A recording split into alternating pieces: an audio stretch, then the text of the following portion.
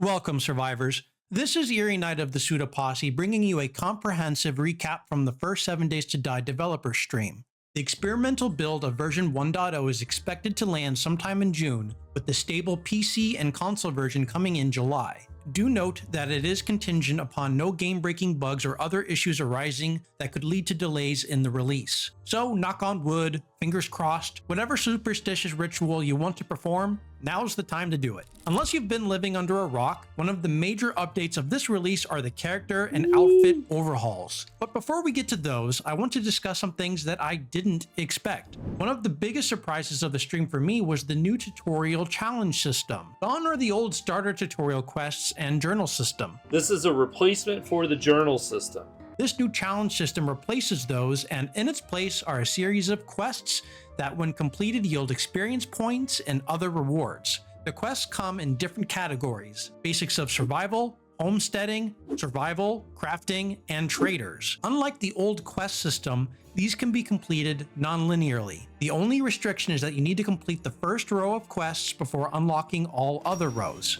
And then look, everything's available now. Within each row, you can do each individual quest in any order you like. New players will find all the new descriptions and instructions of game systems very helpful, while experienced players can simply target certain goals for the rewards. Another surprise is the new player chest progression. Gone are the old chests, at least that was my impression. Instead, you'll be able to craft writable chests from purely wood, no nails required. The best part is that they are upgradable.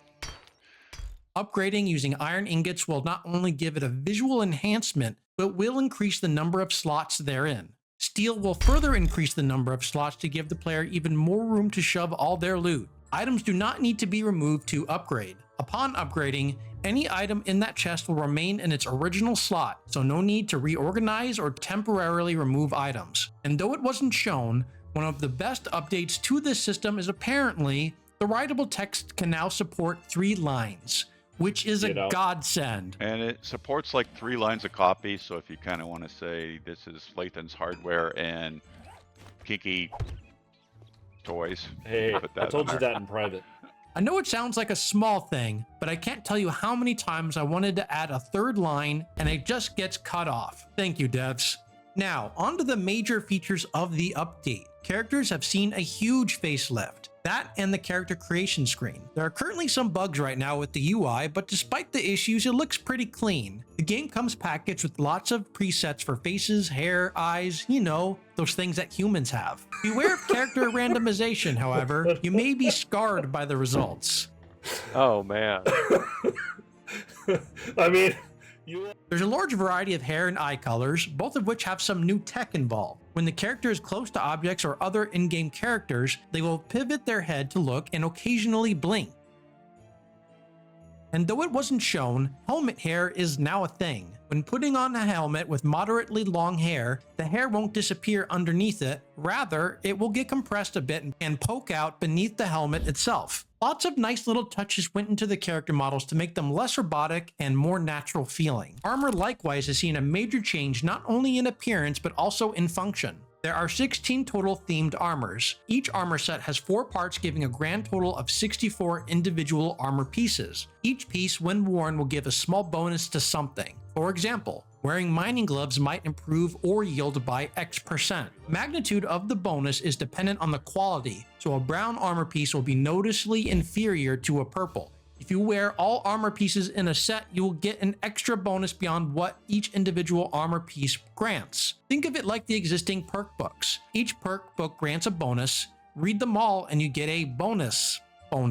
So it'll work just like that. Armors will come in 3 classes. Light armor, which will have little protection but no movement penalties. An example of that would be the Enforcer outfit as shown here. Want something a bit heavier? There is now a new medium armor type which will grant a bit more protection with a small movement penalty. This assassin set looks pretty dang cool if I do say so myself. Note that the cape actually moves as you run and the tools strapped around the chest actually jiggle. Unfortunately, you can't use those. It is purely cosmetic. There will be other outfits that have this type of tech, and of course, more flowing capes in the wind. And finally, heavy armor. Rusty badass. Here's the Raider set. Naturally, there is a massive movement penalty, but will give the largest amount of protection. One last thing to mention are that arms and hands will finally reflect the skin tone of the character and the armor they wear. Not a huge thing, but certainly more immersive. Speaking of immersive, animals, plants, and zombies have been shown some love. Animals have improved models and animations. They look much more lifelike, and the fur coating is clearly visible now. They look a lot more natural running through the... They no longer run and hop around like rigid robots, making them feel more a part of the game world. All of the harvestable plants like cotton are no longer sprites and are fully modeled and look much better. Say goodbye to the zombie clone army. Zombies will now have variants. They can have different hair, clothing, and other features, making zombies not all look the same. Certainly helps to sell the realism and increase the immersion, especially during Hordes when it used to feel that endless waves of the same guys just kept coming. There doesn't seem to be much in the way of other zombie changes, except the demo now has a new look to go with his new explosion effect. Hordes will see some balancing, especially for more experienced players. First Horde too boring, ending around 10:30 at night? No longer. Early Hordes will now be harder. It wasn't clear to me if this is a new game option or setting, and in what way we'd be able to tweak that, or if it's just always going to be this way. Hope it is the former so new players can have an easier experience and veterans of the game can crank up the difficulty.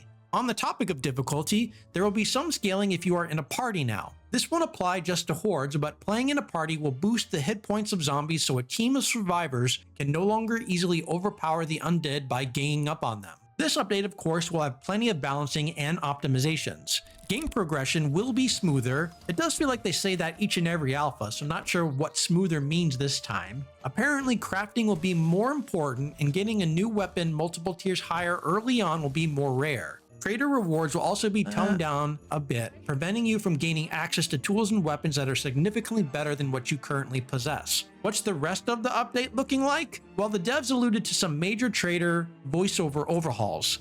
Okay. That's all you're gonna buy? What do you mean that's all I'm gonna buy? I just bought a lot from you, buddy.